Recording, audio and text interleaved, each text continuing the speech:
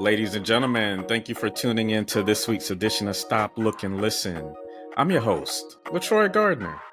This week, we have a return guest to the show. He's a motivational speaker, a coach, a business mogul, a consultant.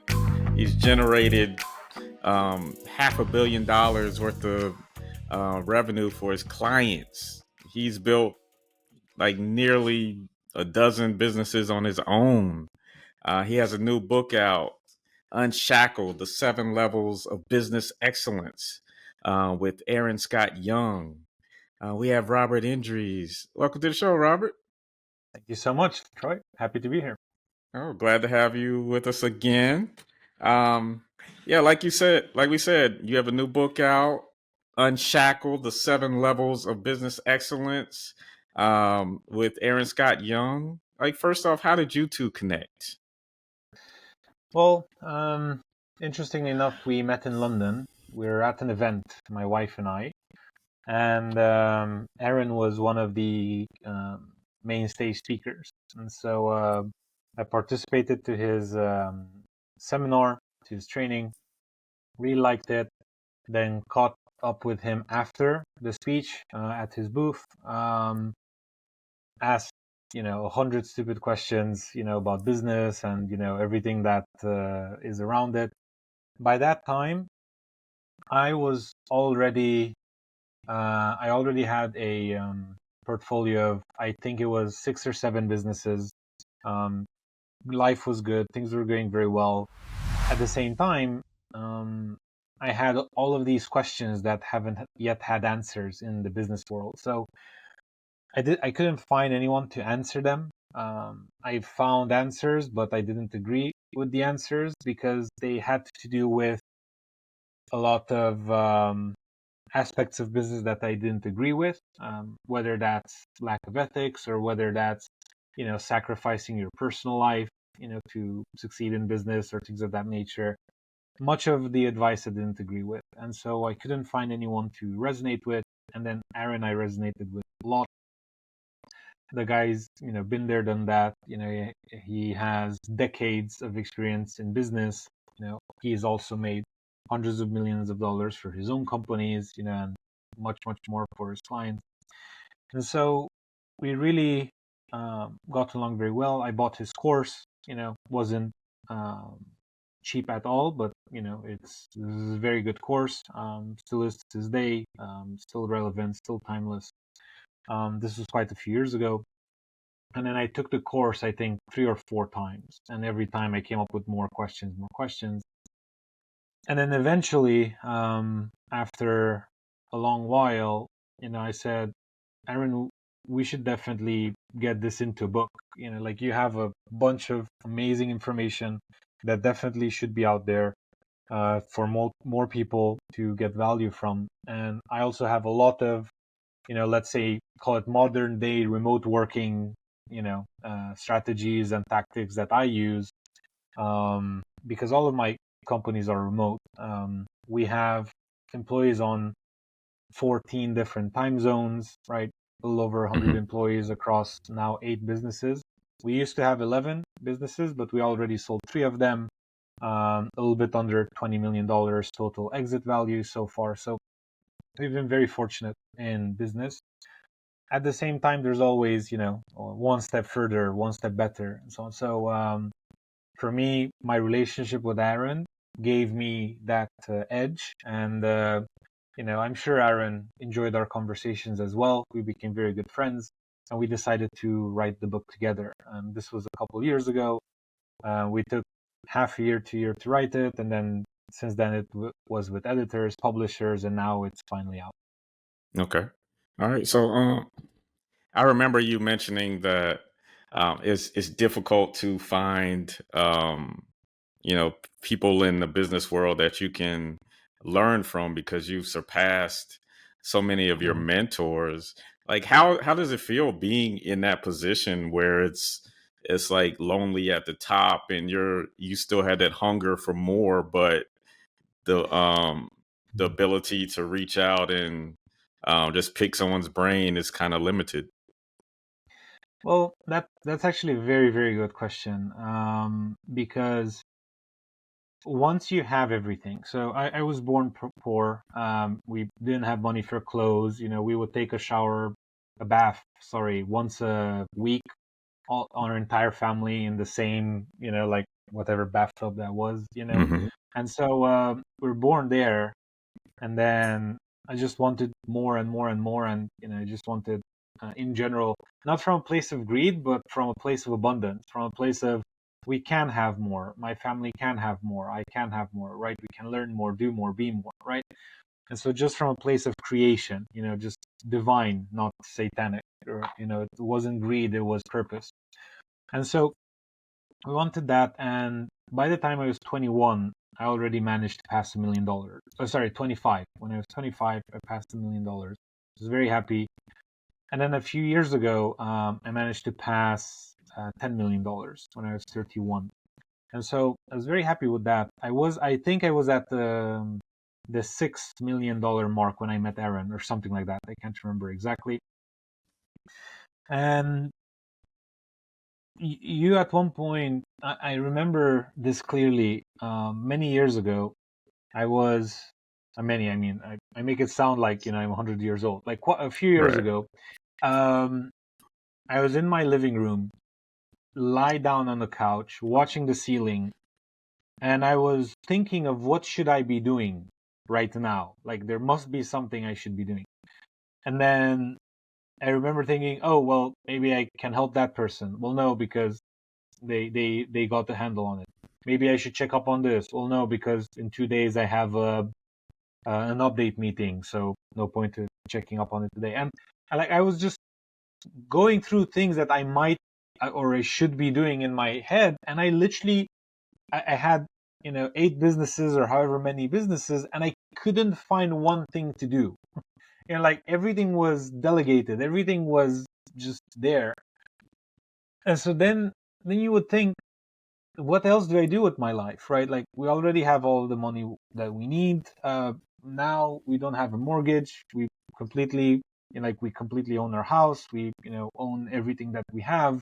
Like we don't need to pay for anything. It's a very, very good place. And then you say, should I do anything else?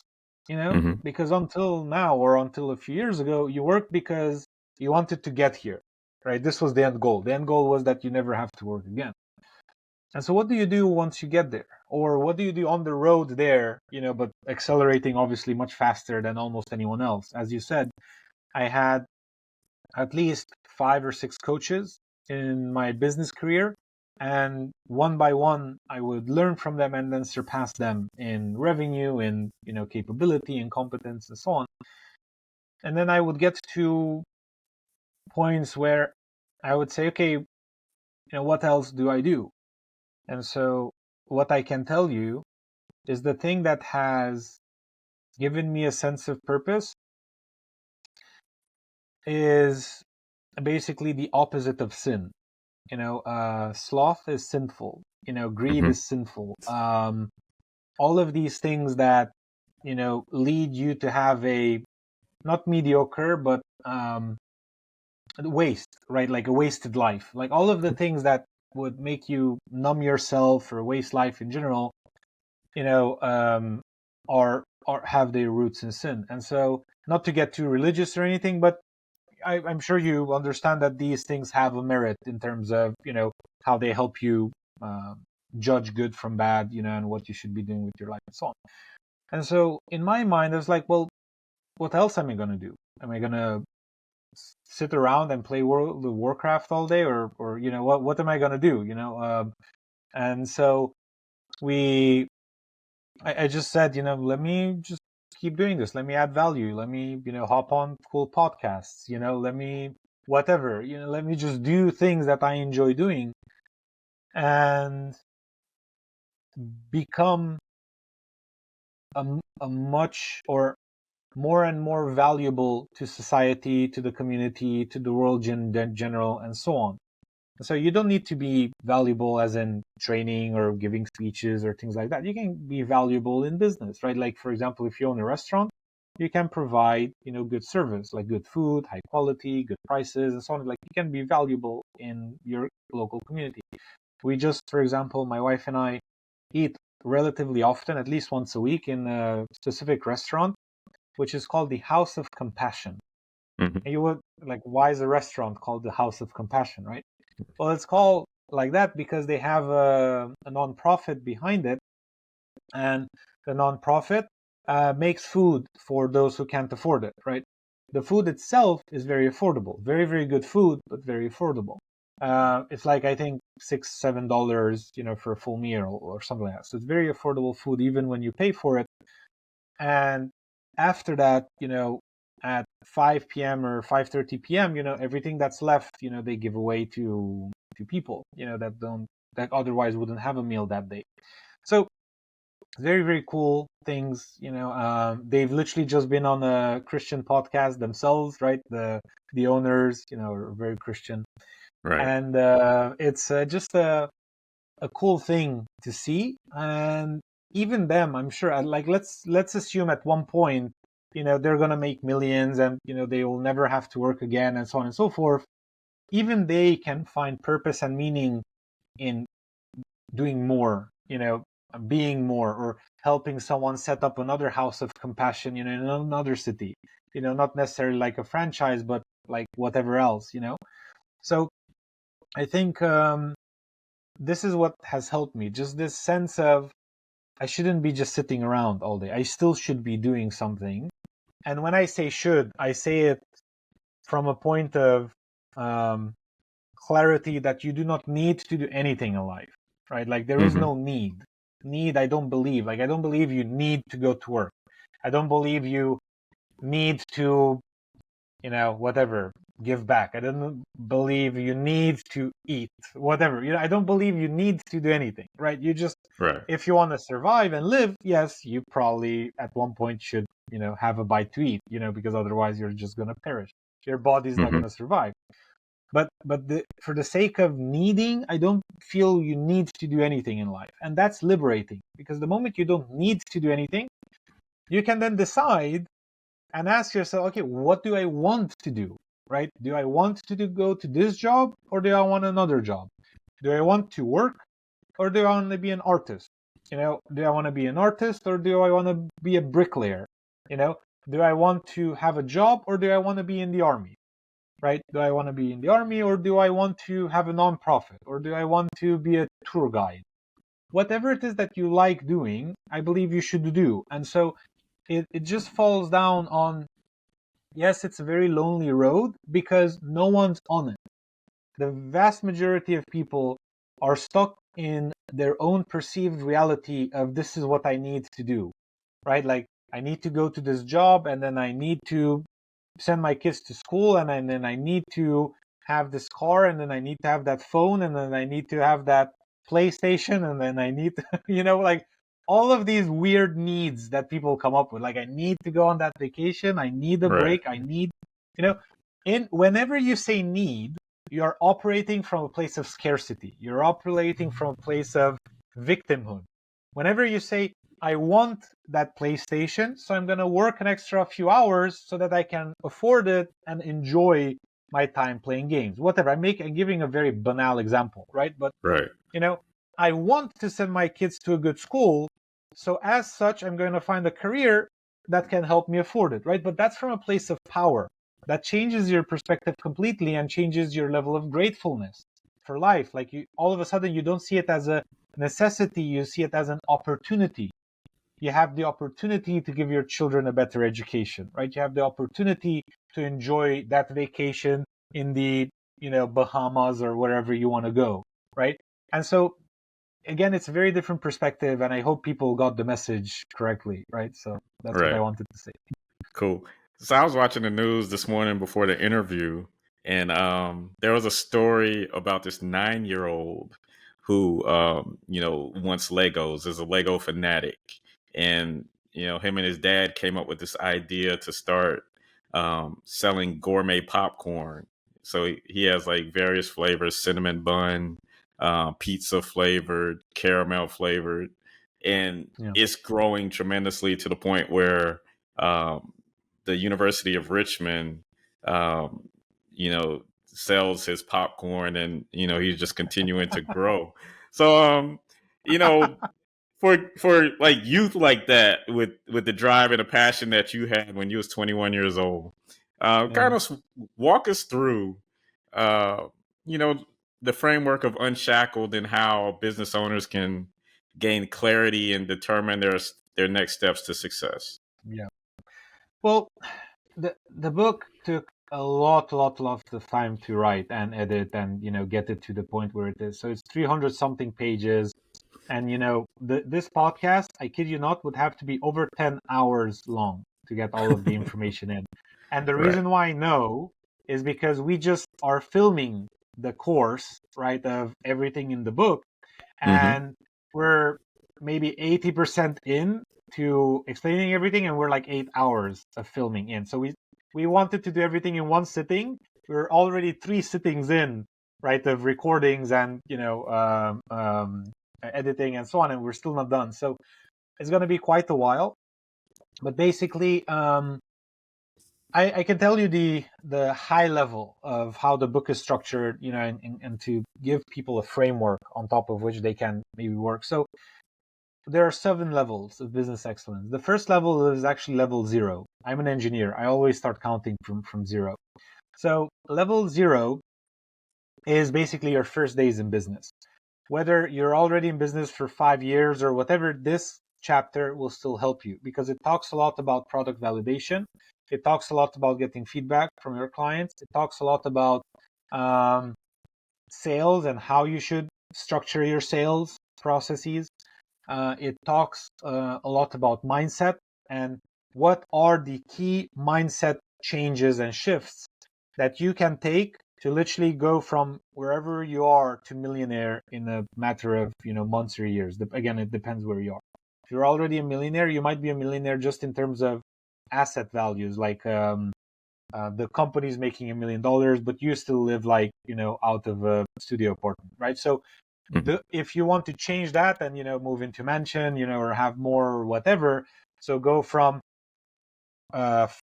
wealth on paper to wealth in assets, like actual everything that you personally own. That's also a shift you can make, in chapter 1 and so on. So a lot of things like that help there. And we also talk about the idea of purpose and why you should do things. For example, we tackle the concept of money. We say that every single person that wants to go in business to make more money, like if that's their purpose, to go to business to make more money, they should literally stop themselves and literally just not do it. Mm-hmm. Either they go into business with the purpose of adding some form of value to others, or they shouldn't go in business at all, right? Again, if you're an artist, the value you add is through paintings or music or whatever it is, right? You entertain people or you inspire people or whatever it is you want to do through your art. If you're a marketing agency, you should be generating a return on investment for your clients. If you're a legal agency, you should be helping your clients win cases or whatever it is, right? So adding value in however it is that you want to add value. So that should be the main purpose of why you do business. And the reason why that's important is because at the end of the day, the only thing that we believe matters in life is fulfillment, right? Like real fulfillment. Like I've lived a life that matters. I've contributed. I've done good, and so on and so forth. The money you cannot take with you to the other side, right? Mm-hmm. And so it's not like you can take anything with you to the other side. But no matter how much money you make, none of it you can take. You can say, "Oh well, I'll leave it to my children." Your children are fine. They're the vast majority of millionaires, I think 80 something percent, I don't know the statistics, are self-made, right? So the vast majority of wealthy people, and if you look enough in the past, like enough, decades or hundreds of years, everyone is basically self-made. Even generational wealth was made by someone at one point. So as long as you educate your children properly, they can live a fulfilled life, right? I'm very happy, all of the money they want and all of the career success and so on and so forth. So moving on from that, so those are your first days in business where we tackle all of these. We talk about incorporation, we talk about protecting yourself legally, and so on and so forth. Aaron is an expert on the subject. He owns Laughlin, and through Laughlin, they've incorporated, I think it's over 250,000 businesses. Imagine 250,000 clients. Like it's so much to even speak of, right? That they've had over the decades that they've been in business. So then we go into the second chapter, which is level 1, defining your blueprint. When we define your blueprint, we talk about your vision, we talk about your goals, we talk about direction, we talk about where is it that you're going to take, the company or your team, or because the book is written in a way that any manager can use it. Managers, directors, VPs, owners, doesn't matter. Anyone that has a team can use the book. If someone's a solopreneur, they can also use it to get all of the business concepts around, sales and hiring and so on and so forth. So very, very useful, but everything's there. And after we talk about defining the blueprint, then we go into basically laying the ground rules. That's level 2. At laying the ground rules, we talk about the org chart, how you should define it, because 99% of companies get it wrong. And this is not an exaggeration. If I ask someone, show me your org chart, they're going to show me, some boxes and arrows of people and names and role and so on. And if I ask them, okay, where in the org chart can I see your next hire? They say, well, it's not in the org chart. Well, then it's not correctly done. The org chart should be a plan of how you should reach your vision from an HR perspective. That's what the org chart should be. And we explain exactly what I mean in the book in an entire chapter. We talk about how you should set expectations with people, how you should hire for outcomes, not for tasks, and so on. These things are what make the difference, in getting an amazing team together. And then in the next chapter, we talk about empowering your team. So what can you have in place so that your team succeeds? And again, if you're a company of one, you can still use these because the concepts are around tracking. The concepts are around setting goals that matter in each area of your business. And we explain what that means, right? And so on and so forth. So it's a lot of concepts around how to measure progress and how to empower everyone, including yourself, to succeed at the goals that we set for ourselves. After that, we talk about building a lasting culture. And so the vast majority of companies get this wrong because they believe culture, is a ping pong table and, whatever else they believe. And, we dissect that and we explain what culture actually is. We talk about traditions. We talk about the vibe that you have in the corporation. We talk about how you manage expectations at the grunt level, like from everyone in the company should believe, certain aspects about how the company operates and why we exist and so on and so forth. And then the final level of business is level 5, and that is the level of understanding your numbers. We go into balance sheets, we go into profit and loss statements, we go into explaining how businesses function. And we tell in the book and, on podcasts and courses and so on, we say, if you do not have an updated balance sheet and P&L and all of the cash flow statements and so on and so forth, then you're not actually doing business. You are playing the game of business. You're not an actual business owner. Because an actual business owner, the guys that succeed, the guys that are millionaires, decamillionaires, and billionaires, right? Those people have everything in order, all of their finances, right? Or as much of them as, they can. So, because the reason for that is the livelihood of your business. Like you wouldn't think of going through your entire life as a person that cares about themselves and their health without doing checkups with their doctor. Like you would naturally go once a year or twice a year, whatever, for health checkups, dental checkups, whatever checkup, just to make sure, that there's something that you're not seeing, but isn't going poorly, right? Because you don't see your heart rate, you don't see how your, whatever, spine, stomach, all of these organs, like you have no idea how they are going, right? Or what's the wear and tear on your joints? Why do you keep having pains or whatever? Like you don't know. That's why you go to checkup.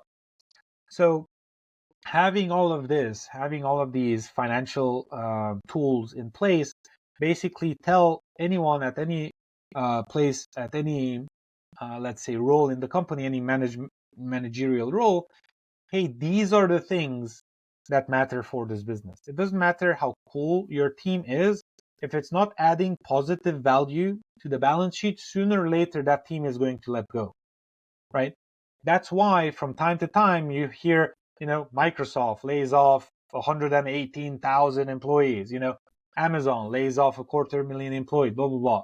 The reason why they do that is because at one point, the losses to the balance sheet of a certain team or an area of the company are so high, they literally just cut it, right? Mm-hmm. And so if anyone believes that they can live in a company, that and their team isn't generating positive ROI, they are mistaking themselves. They're living in a bubble, right? Sooner or later, that company or the owners of that company or the VPs or whatever will let that team go. And it's the same in business. So if you're at the top of, a company, you should always get a very good sense of your numbers. What's the most profitable product? Basically, that I should sell more of. What's the least profitable product that I should sell less of? You wouldn't imagine how many companies, have almost all of their marketing attached to the products that are least profitable instead of attaching it to the products that are most profitable. But the balance sheet tells you that. The balance sheet tells you that we spend $500 to acquire clients like this, and we have a client lifetime value of $2,000. So we make 1.5K, from that. Or let's say another 500 in expenses, so we make $1,000 in profit. And then we spend $2,000 to acquire a different type of client, but that $2,000 client is worth for us $15,000, right? So we actually make from their after cost, we make $10,000. So it's much, much more profit. It's 10 times more money we make from selling this product rather than this product. And so again, the balance sheet and the P&L tell you this information. And then we go to the final level, the seventh level, which we call level 10. And this is the level at which you can be. It's being 10 steps ahead of the curve. It's you, looking at where is the industry going, right? It's you innovating. It's you networking. It's you being able to be a mentor for people on your team, right? It's everything that you can do as a leader there, right? After, the entire business is self-sufficient. So the business itself, again, can go up to level 5. And at level 5, the business is self-sufficient completely. Like you don't need to do anything anymore, just review balance sheets from time to time. And then at level 10, you basically learn, okay, what do I do with my time? Like relative to the question you asked me earlier. It's literally at level 10 where you can now be 10 steps ahead and keep making sure that your team is safe, that your company will grow, and so on and so forth. Dr. Todd McLean provides periodontal and dental implant services in 2 convenient locations. They offer over a decade of experience treating patients, and appointments can even be scheduled in the evenings, weekends, or early mornings. Give them a call in Chapel Hill at 919-537-9774 or in Durham at 919-484-8338 or visit them online at gumsandimplants.org. So, like historically, with you, out of the levels, which one has been the biggest thorn in your side?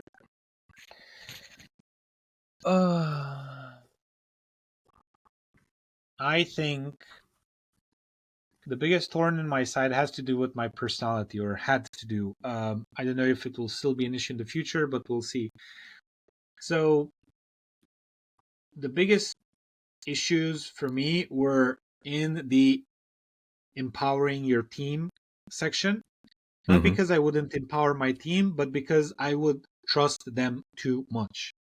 I would, basically, they would fail, and then I would say, okay, you failed. What did we learn? X, Y, Z. Okay, can we implement X, Y, Z so that we don't make that mistake again? And then obviously they would say yes, and then we would move on with our lives. We would build the processes, procedures, and so on. And then they would still fail.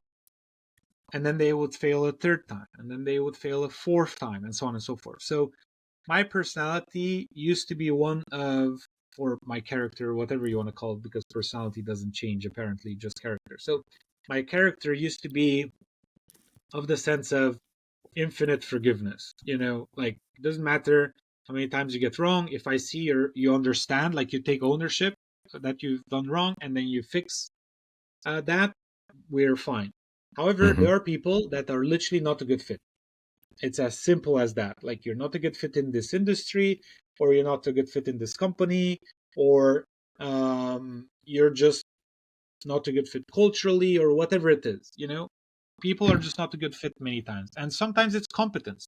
They literally cannot do the work at the level of quality at which you expect them to do the work, or at the level of speed, right? Some people are just very slow when they work, and so on and so forth. So I would believe that anyone can be anything.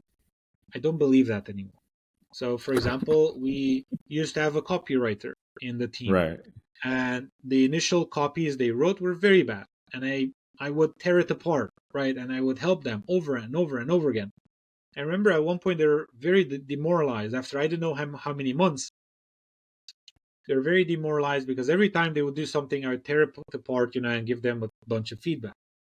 And they understood they understood why they were wrong, and this is a better way of saying it or doing it, or a better order or whatever. Yet they wouldn't be able to do it by themselves. It was literally a lack of competence. Like, they hit their absolute max in terms of what they're capable with their mind, I'm not saying they're not smart. I'm saying that not everyone is meant to do something. Like, for example, I had a friend that really wanted to be a designer. His designs were horrible, and every time I would be honest, I was like, dude, this is not good. That those colors don't go together. Like, what do you know? You're not a designer. Like, no, I'm not, but I just have a sense that this shouldn't function. And guess what? Right. They never became a designer. No one liked their designs, right? As maybe they're like a Picasso of their time, and they weren't discovered. I'm not doubting that, whatever. But at the end of the day, we're talking about careers. We're talking about productivity. We're talking about working in a team, right? And so these two people that I gave as examples really just simply shouldn't have been in that career, full stop, right? Not explaining those things. Maybe the guy could design modern art, what's it called? Like abstract art. Maybe they would be great at abstract art, right? And then just be a painter or whatever, but not a UI designer in a company, right? Or not a graphic designer for, banners in, campaigns, like marketing campaigns. And so it just wasn't for them. Like, copy wasn't for this other person, and so on and so forth. So I would just infinitely help people, infinitely excuse them, just be their biggest fan, say, hey, you can do this, try again, and so on. And so that was the biggest thorn, because I lost the most amount of money and time with working with people that I really didn't deserve my time, because some of them were just bad people, or others that just would have been better off if I would have told them, maybe this isn't for you. Please try something else. And whether we find you another role in the company, or you can find employment elsewhere, but you will struggle in this because it's not for you. We can tell, right? And so that's for me personally, but for everyone, different parts of the book are going to be the hardest parts for them to apply. And again, that will depend on their character and their personality. Okay. Yeah, that's interesting because for my main job with the tech company, we're doing a podcast with a lot of leaders, and one of the guests was kind of sharing similar sentiments to what you just relayed to us. But he also said that micromanagement sometimes is good because that's how he's able to pinpoint where the friction or the errors are stemming from, and he can recalibrate and make corrections, or like you said in your case, have that conversation where maybe we need to find another position for you in the company, or you're just not in the right situation, you need to go somewhere else. So Yeah. that's very valuable. So I hey, we've touched on the book. You've given us the 7 levels. Not only the book, you're planning a summit, Unshackled Summit 2024. Yeah. Just talk about it and how it will complement the book. So basically, the book is like incredibly cheap to buy. You write this like 20 something dollars or whatever, like basically almost anyone can afford it, right? So what the book does is it gives you all of the information you need. And the book itself has FAQs because we've already had, me personally, over 1,000 consulting calls. So Mm-hmm. I get asked many of the same questions over and over and over again. And any questions that were asked, dozens of times are in the book, right? So at the end of every chapter, you see an FAQ section, and then, those answer the most frequent questions. So in terms of the summit itself, the summit will be a live event where both Aaron and I are going to be. It's going to be either in September or in October. We haven't decided yet. For everyone that bought the book. So anyone that buys the book from, theunshackledlife.com, they can buy it there. And then prove to us, like, because we give them the links, like you can buy it off Amazon or Barnes and Noble or whatever, right? And we say, if you're in the US, Barnes and Noble, if you're in the UK, WH Smith or whatever, like we give them options, and they can buy it wherever.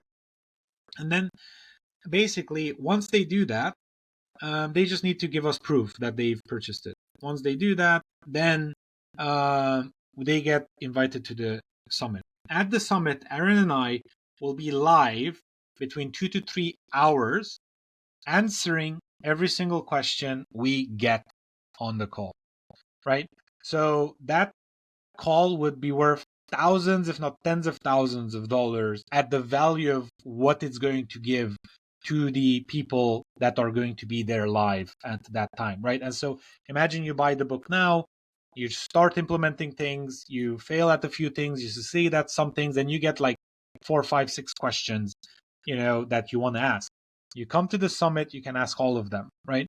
And so the way to make sure that your questions are going to get answers at the summit is very easy. You just send them in advance, and we prepare an agenda, and we will see what questions repeat themselves. We'll put them in an order, and then we make sure that they get the answer. So even if you don't get put on the spot, right, to talk, you will still get an answer to the questions you send over email. Mm-hmm. Cool. Are there any other additional support or resources that you recommend for those that have read the book or will be in attendance at Unshackled Summit? Well, there are a couple of books that we recommend in the book itself, right? Like, for example, The Richest Man in Babylon. We highly recommend everyone read that. There's another book that's called The Science of Getting Rich. We recommend people read that. Very small books, both of these. And there are many other books that we recommend within the book itself. We also have lists of books we recommend on our respective websites. People can go there. At the unshackledlife.com, there's also an upgrade page that you get to see if you get the book from there. And on the upgrade page, you can either join our course, where for 3 months we are together with you. We hold your hand on implementing everything within the that we teach within your company. And you can also get the done for you package. Done for you means that we go into your company and we implement everything for you, right? And so this has made people more money than they ever imagined. They don't even know how much, wasted time or money is in their business. And if they know, typically they have a sense of it. Like, they're like, we might be losing 100 grand a year. And then we go into the business and they're actually using 500 grand a year, right, on wasted HR or wasted tools or wasted whatever it is, And these are true stories, by the way. Like, we've saved people so much money, and we've made them, as you said, $500 million worth of money so far, like over $500 million. So it's tried, it's tested, and we just do it for anyone that wants us to do it for them. So, like, I would compare that to Gordon Ramsay when he would go into restaurants and, Yes. you know, take a look at every facet of that business and, share his opinions in a brutally Yeah. honest way. And some of the owners wouldn't take kindly to their business being dissected like that. Um, did you ever have those experiences where business owners just took your advice personal and felt like you were being a little too negative with um, Um, the way things were proceeding with their business? um, Not really. We've had issues with people being arrogant in their ways, as in we would tell them, hey, sales is an issue. Lead generation is not. We are talking to enough people, but you cannot convert them to paying clients. That is an issue. And they would say, no, we don't have enough leads. And I can say, what are you talking about? You've talked to 100 potential clients in the last 6 months, and you've closed none of them. How is lead generation the problem? It's obviously sales the problem, but they don't want to listen, right? So they don't want to believe that it's their fault, right? Or that they can do better, or that they want to do better. They're scared of doing differently than they know, or they, whatever it is the cause, but they don't do better, right? And so this does happen. However, in the vast majority of cases, there's so much that can be improved that we tend to just pick and choose. So when we go into business, let's say there are 200 things that can be improved. And by the way, I'm not exaggerating, right? Like we literally find 200 things that can be improved. Mm-hmm. And maybe the owners disagree with 50 of them. Fine, we can still implement 150 improvements, right, in the business. So if we make those 150 improvements, they're going to make more money. And if they want to keep making mistakes with the 50, that they don't want to change, they can just keep that. That's fine, whatever, because you don't need to run business perfectly.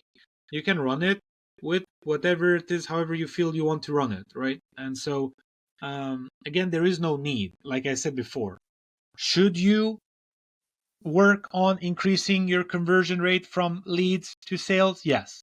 Do you need to do that? No. If you don't want to make more money, or if you're okay with making the amount of money you're making or whatever, that's fine. Or if you're okay with the level of growth or the level of debt you had and so on, because many companies are in debt, right? They're just paying off the debt and so on. That's just where they are as people, and you just let them be there. You tell them that obviously, hey, this is an issue. You're very clear with them. They don't agree, and you move on with your life. I'm not here to, be the father or the parent of anyone. If you don't want to listen, you're perfectly fine not to do so. Right. So historically, have you learned more from your wins or your losses? Oof.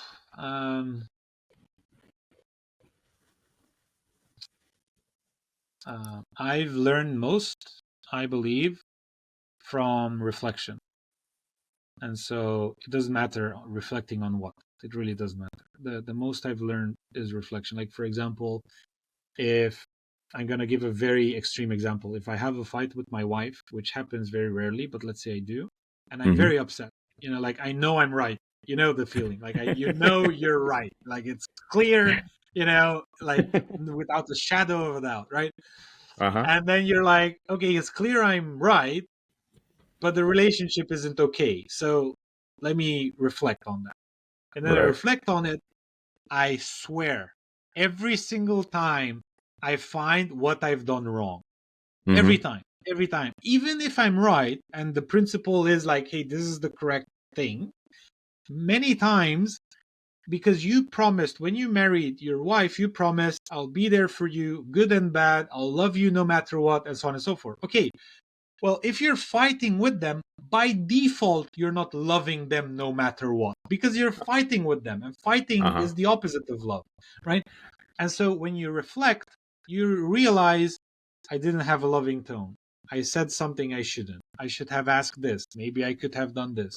And then you literally grow from there. And it's the same in business. So I just gave a very, relatable example, right? That almost any spouse, no matter where, can relate to, that have been right 100%, in certain scenarios, but for some reason it didn't come across to their partner, right?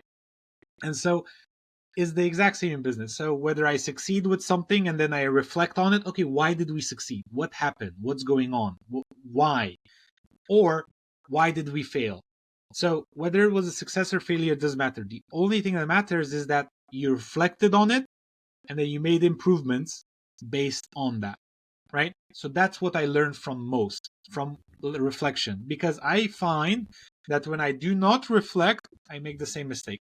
And so then I don't learn. Okay. So from our previous interview, I want you to kind of touch on this again, because it was something that stuck with me, since last year, was the fact that you said that your marriage wasn't the number one priority. It was, business and, the career, and then all of that was set the table. So please reiterate that for us and tell us why. Sure. So you meet a lot of people, and at least it's in Europe or at least in the country where I'm in, people used to tend to say health is the most important thing, right, in life. The same people that are saying health is the most important thing in life, you see them eating, chips, or eating, or drinking, sugary beverages, or having pizza, or smoking, or drinking alcohol. They literally, like, there are people that drink alcohol and salute one another and say, to our health, and they drink alcohol, right? It's so hypocritical. It's like, so, maybe not, but like the irony, it's like, hey, to our health, and they're literally poisoning their body in the same minute when they say that, right? So it's obvious that health isn't their top priority. It's 100% obvious. And so as long as they believe that health is their number one priority, or they fool themselves, let's say it as it is, as long as they fool themselves that health is their number one priority, but they keep, polluting their body with all of this nonsense, and they don't work out, and they don't get enough sleep, and so on and so forth, they will have internal conflict, internal turmoil, and they will not feel fulfillment in life. They will never reach a state of Zen. And we talk about reaching a state of Zen in the book as well.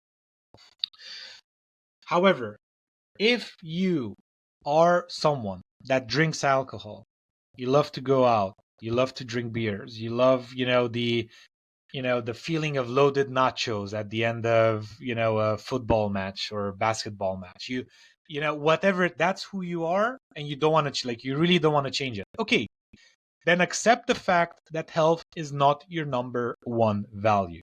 Full stop. Just accept it, right? And then put it where it actually is. And then be content with yourself. If you're not content with yourself, if you're not content with being fat, with having pains, with whatever, then change your value system, because it's obviously incorrectly prioritized. So for me, my career is number one. My contribution to society is number one. I will leave my health, I will leave my wife, I'll leave my child, I will leave anything to progress in my career, right? And I don't say that from a point of greed. I say that from a point of, if I have to choose between, spending 10 hours a day on my career and spending 10 hours a day with my child, I will spend 10 hours a day on my career, because I'm not that father, right? And I'm not saying that I'm not loving my children or that I'm not loving my wife. My wife feels incredibly loved. She says she has grace every single day for the husband that she has, and so on and so forth. I do the same with regards to her. However, she asked for a man that she does not need to push to work. She asked for a provider. She asked for someone that's going to be pushing themselves to create more and more abundance for their family, and she got what she prayed for, right? I asked for a wife that puts family number one. The values of my wife are not in contrast to mine, but some of them are. So, for example, family is number one for her, even above health. She will sacrifice her health to give our child the love that she wants. She will sacrifice her health to give me the love and support that I need, right? I will sacrifice my health to provide for our family, right? So I know health is not my number one, and I don't act like it is, right? Dissimilar to many other people, that say, hey, to our health, and then they drink alcohol. No, no, no, no, no. Mm-hmm. Right? And then I have various other things. Like, for example, I have my education at number 2. My constant growth is at number 2. My health is at number 3. And then my family is at number 4 or something like that, right? My values sometimes shift, depends on where I am. But this is a good perspective on that. So I will put my health in front of my family, right? So if I need a good night's sleep, I talk to Diana, my wife, and I say, you sleep with, Olivia, and I'll go to the other room. I need a good night's sleep. I have a very important meeting tomorrow morning. Then next day, she might say, I'm very tired. Could you please sleep with Olivia? I'm going to the other room. And then we will do that because I don't have any important meeting the next morning, right? But I will sacrifice my health for one night, but then get sleep during the day, right? Because health is very important for me, right? And so many people say family is number one, right? For example, the family is number one. But guess what? They fight with their spouse, they yell at their children, and they're whatever it is else they do. Like there's a constant drama, turmoil, and they, maybe some men say, family is number one, and then they go home and are aggressive towards their wife. Seriously? Family is number one, and this is how you treat your wife? Or family is number one, and the last time you've seen your child at their basketball game was never? No, family is not number one for you. Stop lying to yourself and to others. Get your values straight, right? Once they're straight, then you can play around with them because you'll be at peace to know that this is who I am. That doesn't mean you can't change your values as well. This is the final thing I'm going to say. Maybe 3 years from now, family is going to be my number one value, right? Maybe I will retire. And for 3 years, I'm just going to, travel the world with my wife and my children. Maybe that's what I'm going to do, right?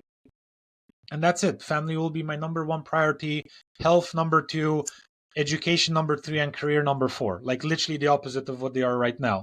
So Get your values straight, be at peace with them, and then change them when you need to so that you live a life of alignment. Okay. So with that, do you feel like you've reached the point in life where you are unshackled, or will it be when those priorities sort of shift a little bit? I don't believe my priorities will shift for a long time, maybe until I'm like 120 or whatever. I don't know. I don't know the future, but I don't expect them to shift anytime soon, right? Maybe another 100 years, they're going to stay the same. So what I can say right now is, I don't know if I've said this now, but basically we already have the house fully paid for. We're not paying a mortgage, we're completely set in almost every sense of the word. We sold our businesses. We have buyout offers for 3 other businesses that we have right now out of the 8, right? And so we might sell those as well. That will add a few more millions to our cash account that we can then invest in more real estate, more businesses, more whatever we want.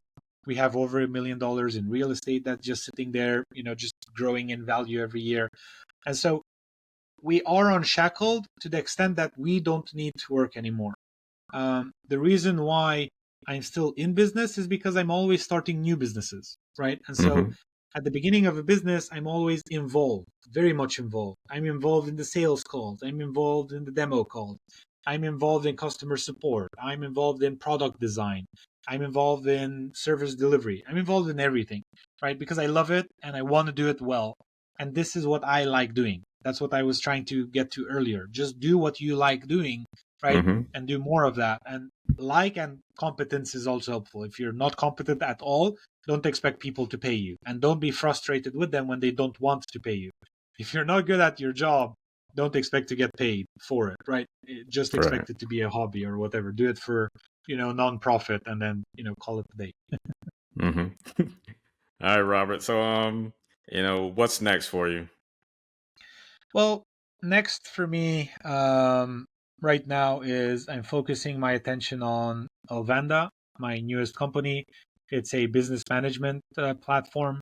So I will be directly involved with it for another few months at least. We launched it a couple months ago. We already have almost 200 companies signed up. Feedback is amazing. So there's a lot of prospects there. We have some Fortune 500 companies looking to start using it, which would be amazing if they do, because it would literally increase the value of the company tenfold, almost overnight. And so a lot of cool things going on there. I want to make the book a bestseller before the end of the year. I already have a bestseller, and so I want to create a second one. So I am 2-time #1 bestseller. Mm-hmm. It wasn't by accident the first time. We did it twice, so we can do it as many times as we want, basically, and so on and so forth. So I'm looking forward to raising my baby daughter, spending time with her, getting to hear her first words, getting to see her walk for the first time. That's also very exciting to me. Our first Christmas with her together, and so on. So a lot of things that we're looking forward to the next 6 to 12 months. Nice. All right. So, where can we find you on social media and purchase the book? So if you just Google Robert Indries, my full name, you'll find my website very, very easily. And if you want to get Unshackled, the book, you literally just need to go to theunshackledlife.com and you can get it there. Or you can just Google theunshackledlife.com, whatever, and then, Google show it. Or Unshackled, the 7 levels of business excellence, or Unshackled, Robert Indries, whatever it is, you're definitely going to find it, because it's on over 1,000 websites and in over 50 countries already. So we're working with a New York publisher, and it's really gone crazy, in how many places the book has gone already. So. All right. Robert Indries, Unshackled, the 7 levels of business excellence with Aaron Scott Young. It's always great talking to you. Like, just your approach to business when it comes to, doing work that, brings you fulfillment and value, and um, not sacrificing your principles, for the green. It's inspiring. So, Thank you. yep. Thanks for coming on the show again. And of course, you're welcome back anytime. And, congrats. I know last time we spoke, you were awaiting the arrival of your daughter. So Yes. now she's here. And I just hope y'all have an amazing Christmas holiday, the first one. And for Stop, Look, and Listen, I'm your host, LeTroy Gardner. See you next week. Peace and blessings.